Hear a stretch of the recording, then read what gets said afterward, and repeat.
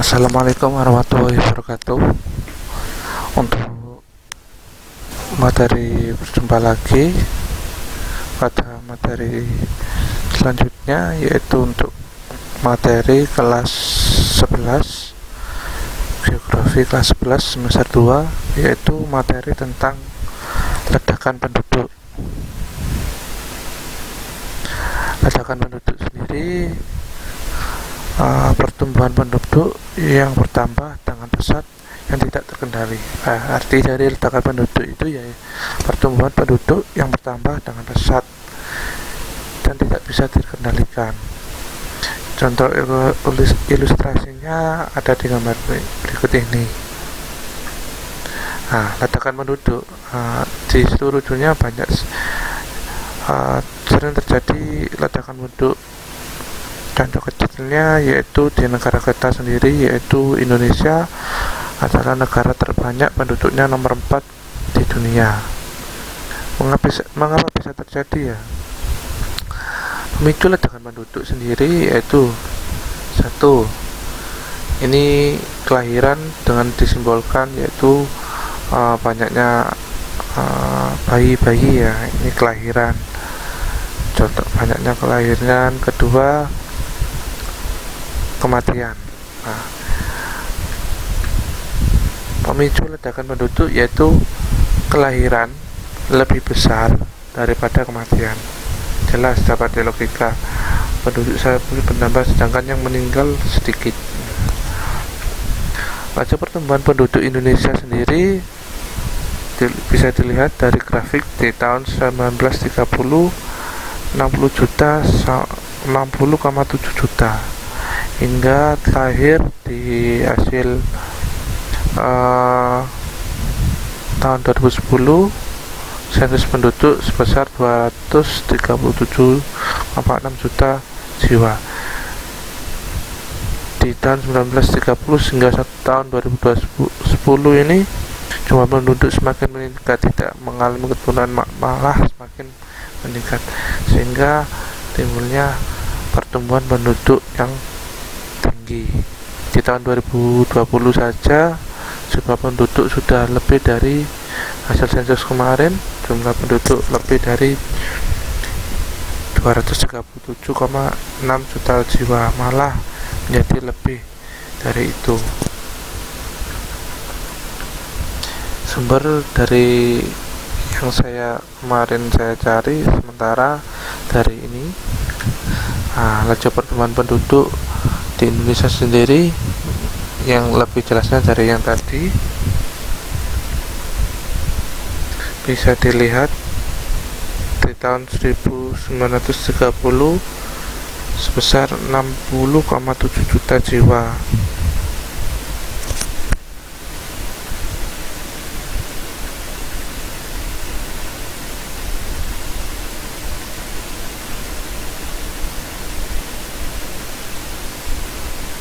Sedangkan di untuk tahun 1961 hingga 2010 jumlah penduduknya semakin meningkat sebesar sehingga menjadi 237,6 juta jiwa. Indonesia sangat tinggi untuk angka pertumbuhannya. Perlu ditambah juga untuk sensus penduduk terjadi selama 10 tahun sekali. Dilihat dari 1930 loncat 1940, 1950. Jadi kan rentannya 10 tahun sekali.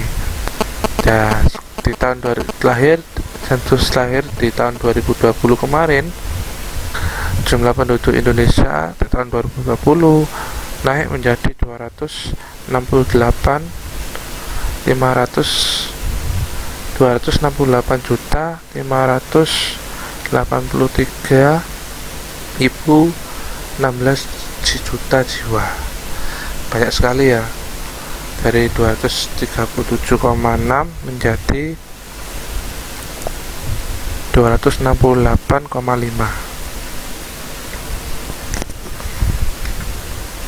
Dampak ledakan penduduk ke-1 yaitu kesempatan pendidikan. Dampaknya ledakan penduduk, ya kesempatan pendidikan semakin sempit. Banyaknya pendidikan anak yang tidak sekolah, sekolah-sekolah yang tidak memenuhi syarat atau kurang begitu layak lah begitu ya, sehingga tersebarnya sekolah-sekolah jarang terjadi, sehingga mulai sekarang adanya sekolah-sekolah di pelosok mulai muncul. Kedua yaitu ini, tidak sekolah, karena tidak adanya sekolah akhirnya mereka menggelandang jadi gelandangan. Dampak kedua yaitu ya ini, kepadatan penduduk, munculnya pemukiman elit ya, seperti untuk menata terjadinya ledakan penduduk, timbulnya banyaknya perumahan muncul, lahan sawah menjadi perumahan. Itu juga karena adanya ledakan penduduk. Semakin banyak penduduk, semakin timbul keinginan untuk memiliki rumah. Nah, ini persaingan mendapatkan pemukiman. Yang selanjutnya yaitu dampaknya dari yang tadi ini, persaingan mendapat pemukiman yang memiliki biaya, memiliki budget, memiliki uang, dapat tinggal di sini. Sedangkan bagi yang mereka tidak bisa memiliki biaya atau apa, itu ya jadinya timbul seperti ini, munculnya pemukiman kumuh di bantaran sungai, di tepian hutan, di bawah jembatan. Ledakan penduduk lagi yang ketiga, akibatnya yaitu persaingan mendapatkan pekerjaan. Jelas dapat dilogika lagi, semakin banyak penduduk semakin banyak kebutuhan. Dengan adanya kebutuhan perlu adanya penghasilan. Jumlah pekerjaan perusahaan sedikit, jumlah penduduk itu banyak, jadi tidak memenuhi, hanya banyak, akhirnya timbul persaingan pekerjaan. Di tahun ini aja banyak sekali muncul pengangguran, sehingga kenapa? Karena jumlah penduduknya terlalu banyak dan lowongan pekerjaan sedikit, berbanding terbalik, sehingga akibatnya ini pusing, tidak dapat pekerjaan, akhirnya menjadi pengangguran. Dampak ledakan penduduk lebih lanjut. Terbatasnya kesempatan pendidikan, terbatasnya lahan permukiman, terbatasnya lapangan pekerjaan. Bagi yang punya uang, ya dapat, bagi yang punya uang, biaya, dapat pendidikan layak, pasti. Terbatasnya lahan permukiman, karena punya uang, dapat rumah. Terbatasnya lapangan pekerjaan, dapat uang, dapat berwirausaha, bisnis. Sedangkan yang tidak memiliki uang, ya seperti ini nasibnya, akhirnya timbulnya kemiskinan dan banyaknya gelandangan, kesenjangan. Timbulnya kesenjangan akhirnya antara si kaya dan si miskin. Kekayaan sendiri, punya mobil, punya rumah, perhiasan, souvenir, perabotan rumah lengkap. Sedangkan kemiskinan, kendaraannya ya seperti ini, cukup sepeda, rumah seadanya, karena tidak memiliki kesempatan memiliki tempat tinggal yang layak. Perhiasannya ya cukup ini, karet gelang ya. Perabotan rumahnya seperti ini, ala kadarnya. Dampak kemiskinan sendiri, ini karena kemiskin, tidak punya apa-apa, ya hidupnya tidurnya di sini, gelandangan seperti ini, tidur di tepi jalan. Karena tidak punya uang, kepepet, akhirnya nyopet, melakukan tindakan kejahatan, menjadi pencuri. Ini yang dimaksud mencopet, mencuri. Ini dimaksud gambarnya yang di jam 2 ini adalah menipu, menjual jam-jam yang dibilang mas aslinya palsu tapi dibilang asli. Penipuan. Apa yang harus kamu lakukan? Nah, ya, apa yang harus kalian lakukan dalam menanggulangi adanya ledakan penduduk, sehingga persaingan pendidikannya semakin tinggi, lahan pemukimannya persaingan memiliki lahan pemukiman, terus juga bersaing dalam memiliki pekerjaan. Ya, ini secara tidak langsung ya kalian harus belajar. Sebagai siswa, tugas kalian yaitu nomor satu adalah kewajibannya adalah belajar. Belajar dari TK, SD, SMP, SMA hingga ke perguruan tinggi, nggak lulus. Karena kenapa kita harus lulus sampai perguruan tinggi? Ini alasannya. Sekolah SMA yang kalian sekarang lakukan, walaupun tidak sedang tatap muka, sekarang menjadi daring, tetaplah sekolah, rajin sekolah, karena sekalian statusnya sebagai pelajar. Bayangkan tidak sekolah SD, sekolah SMP, sekolah SMA atau kuliah di perguruan tinggi, mau jadi apa kalian? Ya, ini coba tidak sekolah.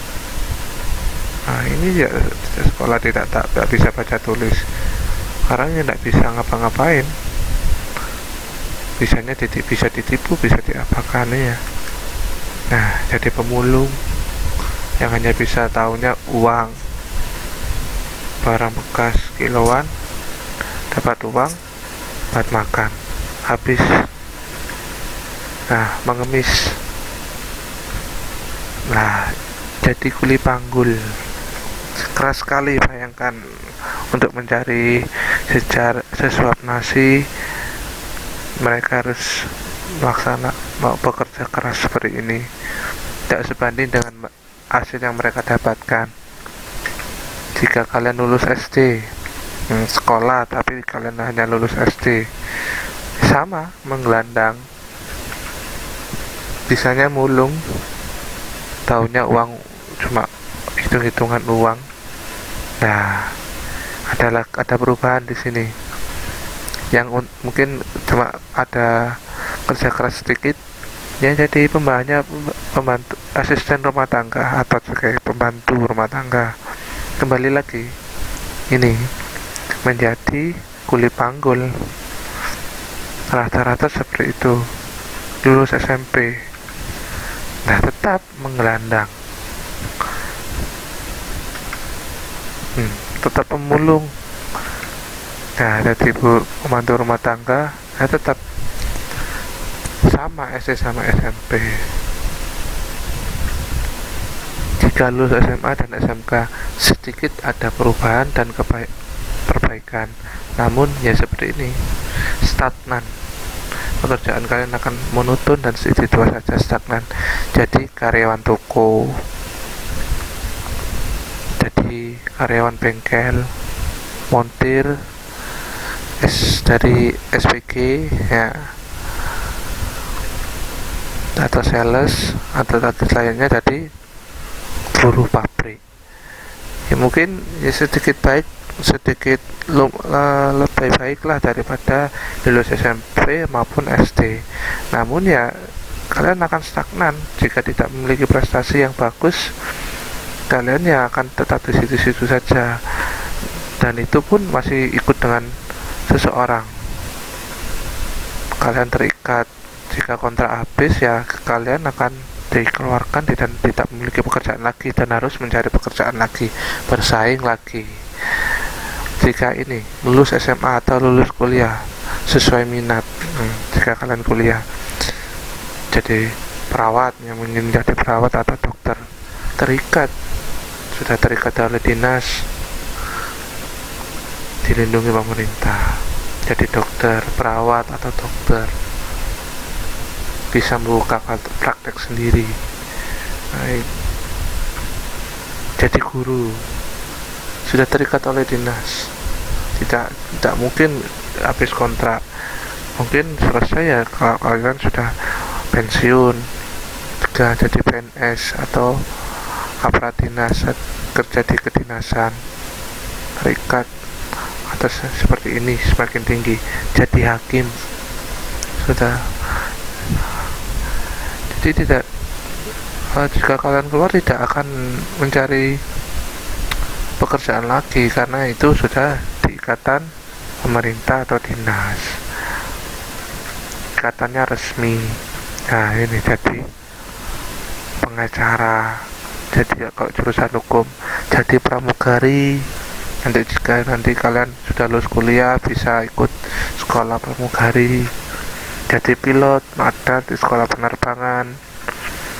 Jadi apa ini, jadi pelayar, pelayar sebagai angkatan laut atau pelayaran bisa. Nah ini jadi apa, jadi menteri ya, jadi di bank ini jurusannya mandiri jadi direktur. Ini Pak Anies jadi petinggi, gubernur. Mana ada gubernur lulusan SD, tidak ada, semuanya S1. Sejarah di Indonesia saja, presiden nomor 1 kita Pak Insinyur Soekarno S1, insinyur itu S1. Kedua Soeharto itu lulusan akademi militer.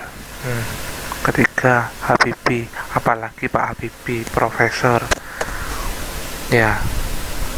Keempat Gus Dur walaupun dia lulusan pondok tapi dia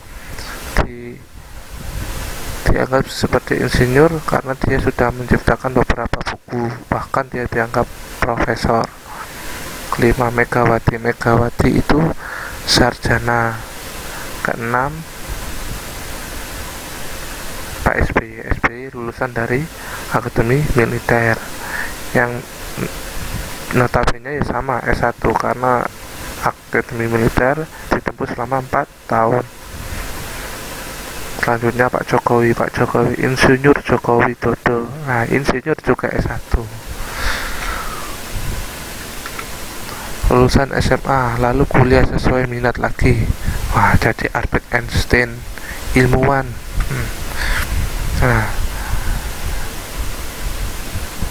Nah ini jadi businessman. Wah ini seorang perempuan yang mendorong perempuan Indonesia untuk mandiri. Wah jadi Pak Jokowi kan presiden juga bisa. Be a president, impossible is nothing ya. Ingin menjadi presiden ya, tidak mungkin, itu tidak ada. Kalau kalian lulus SMA lalu kuliah pasti mungkin. Masih ingin sekolah seadanya, nah kalian ini kan bisa waktu dari ini sekolah, masih ingin sekolah seadanya, asal masuk, asal nurut, asal masuk ini ya, asal punya nilai cukup itu tidak cukup, asal lulus ya tidak. So jadi think about your future, pikir tentang masa depanmu nanti ya. Kamu ingin jadi apa sesuai dengan minatmu, bakatmu, itu seperti itu. Jadi sekian dari saya. Wassalamualaikum warahmatullahi wabarakatuh.